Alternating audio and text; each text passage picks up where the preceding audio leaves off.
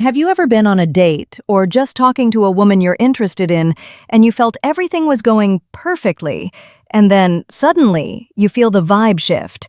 Her texts get shorter, she gets distracted. That spark you felt just vanishes. You rack your brain wondering what you said or did wrong. You were nice, you were agreeable, you complimented her. So what happened? The brutal truth is this: attraction is often killed not by what you do, but by the subtle signals you subconsciously send. And the most lethal attraction killer of all? Being perceived as weak. Today, we're not talking about physical strength. We're talking about a core, masculine strength that women are biologically wired to be drawn to. We're going to break down the 7 subconscious signals you might be sending that scream weakness. And most importantly, we'll give you the powerful fix for each one. And stick around for number 6, because it's the one most guys think is a sign of strength, but it's actually killing their chances. Let's get into it. Okay, let's start with one of the most common ones: the over-apologizer. This is the guy who says sorry for everything. Sorry, is this a bad time to text? Sorry for talking so much. Sorry, my opinion might be dumb, but... Look, being able to apologize when you are genuinely in the wrong is a sign of immense strength and character.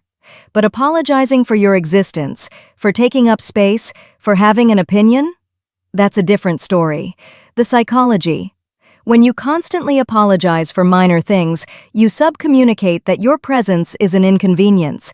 It signals a deep lack of self-worth. You're essentially asking for permission to be there. Strength is about occupying your space in the world unapologetically. The fix: replace sorry with thank you. This is a simple but game-changing reframing. Instead of sorry I'm late, say thank you for your patience. Instead of sorry for venting, say thank you for listening. This simple switch transforms you from someone who is a burden into someone who is appreciative and in control. Own your actions. Only apologize when a real apology is truly warranted. Number 2, crippling indecisiveness. Picture this. She asks you, "So, where should we go for dinner?" And you hit her with the classic, "I don't know, wherever you want." Or maybe it's, "What do you want to do this weekend?" And you say, "I'm down for whatever." You think you're being easygoing and accommodating. What she often perceives is a man who can't lead, a man who has no preferences, no desires, and no ability to make a simple decision. The psychology. Leadership at its core is about making decisions, especially in the face of uncertainty. When you can't even decide on a restaurant, it creates a vacuum of leadership that she feels subconsciously pressured to fill. A woman wants to relax into her feminine energy, and she can't do that if she has to make every single plan. The fix: the 2 options rule. You don't have to be a dictator, but you have to be a leader. When she asks where to eat, say, "I know a great Italian place downtown, or we could grab some amazing tacos by the river. Which one are you feeling?" You've made the decision, presented a plan, but still given her a choice. You've taken the mental load off of her while still being collaborative. That is attractive strength. Number 3, seeking constant reassurance. This is a subtle one. It's the constant need for validation. "Did you have a good time tonight?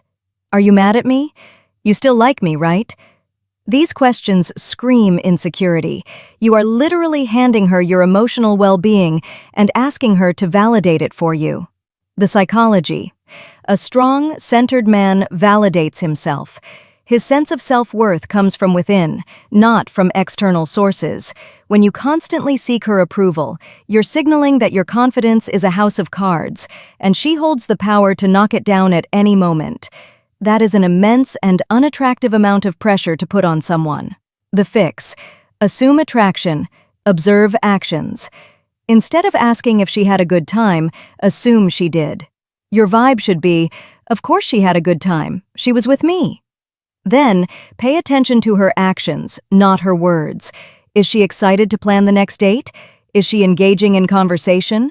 Her actions will give you a far more honest answer than a question she feels pressured to answer politely. Trust your own value. Number 4, the chronic complainer. We all need to vent sometimes, but there's a huge difference between sharing a challenge and being a chronic complainer. This is the guy whose default conversation mode is negative.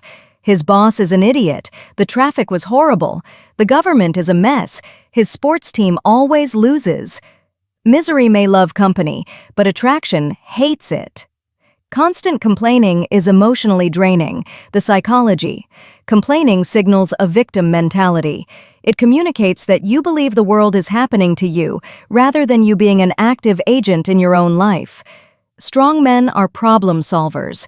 When they face a challenge, they either fix it, accept it, or move on. Weak men just complain about it. It shows a lack of agency and control over your own reality. The fix. The 3-to-1 positive ratio. For every one thing you complain about, state 3 positive things or solutions. Better yet, reframe your mindset. Instead of complaining about your horrible boss, talk about the interesting side project you're starting to eventually leave that job. Turn your complaints into ambitions. Women aren't attracted to your problems. They're attracted to how you solve them. Number 5. Having no boundaries. This is the classic nice guy trap. You're always available. You'll drop everything at a moment's notice for her. You'll change your opinions to match hers. You say yes to everything because you're terrified of the conflict that comes with saying no. A man with no boundaries is a man with no self-respect. And if you don't respect yourself, why should she? The psychology. Boundaries are the perimeter of your self-worth. They signal that you value your own time, your own mission, and your own well-being. When you have no boundaries, it shows that your entire life is negotiable based on her approval. True strength lies in having a strong frame and a life that she is invited to be a part of, not a life that reversed around her. The fix. Practice the noble no. Learn to say no politely but firmly. I'd love to help you move, but I already have plans with my friends this Saturday. I could help you Sunday morning, though. Would that work? This shows that you have your own life, which is attractive. You respect your prior commitments, which shows integrity, but you are still willing to help. You're not being a jerk. You're being a man who respects himself. Number 6. Bragging and overcompensating. All right, this is the one I told you about at the beginning, the one most guys get wrong. They think showing off their money, their status, or their accomplishments is a display of strength and value. Yeah, my bonus this year was 6 figures. I only drive German cars. Here's the raw truth. True strength is demonstrated, not declared. When you have to constantly talk about how great you are subcommunicating that you are deeply insecure about it. It's a classic overcompensation. The psychology. Think of the most powerful person you can imagine. Do they walk into a room and announce their power? Number. Their presence does the talking. This is called quiet confidence. When you brag, you are trying to convince her of your value. A truly strong man knows his value and lets her discover it through his actions, his character, and how he carries himself. The fix. Show, don't tell. Instead of talking about how much money you make, take her to a nice place you can comfortably afford and create a beautiful experience. Instead of telling her you're adventurous, invite her to go rock climbing. Let your lifestyle and your character speak for themselves. The lion does not need to roar to prove it is a lion. Number 7. Abandoning your world for hers. This happens when a guy finally gets the girl he's been chasing. He drops his hobbies. He bails on his friends. He stops going to the gym. His entire existence starts to orbit her. His life's mission goes from building my empire to making sure my girlfriend is happy.